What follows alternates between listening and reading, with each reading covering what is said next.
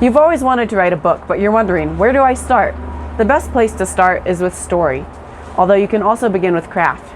You do need to be aware that in the beginning, when you're first starting out, these will both probably suck for a while.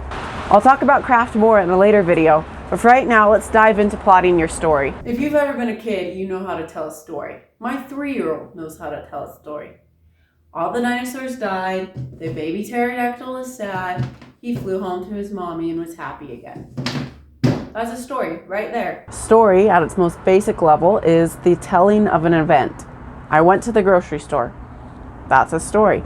Something happened, you tell other people about it. But a good story is usually more than just something happened. I went to the grocery store is not compelling or interesting to most people. The reader wants something they can interpret as good or bad. I went to the grocery store and found 10 grand in the parking lot, or I went to the grocery store and the cashier screamed at me. Those are interesting. So the only thing you really need to tell a story is the inciting incident. That's pretty much it. The inciting incident is the first thing that happens in a chain of some things happened. Usually we like a bunch of bad or negative things to happen near the beginning of the story. His parents died, he didn't fit in, he made a bunch of enemies, etc. Then we like to watch those get resolved or overcome. We like to see some good things happen.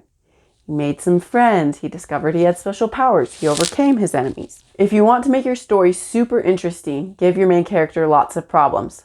Problems are also called conflict, and stories with lots of conflict are often more popular than stories without as much conflict. One reason Marvel movies are more popular than Waiting for Godot is because lots of stuff happens in Marvel movies. There's lots of problem solving.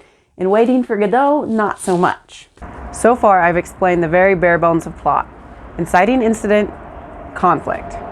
Sometimes when teachers try to explain all this, rising action, falling action, story arc, conflict resolution, it can start to seem kind of complicated, but it's not. The plot of the story is what happens to your character, how they deal with their problem. Sometimes things get resolved, sometimes they don't. Kurt Vonnegut actually has a video that I really love explaining plot super simply. I've posted the link below. Go check it out if you want to learn more. Check out my next video to learn why you should tell a story.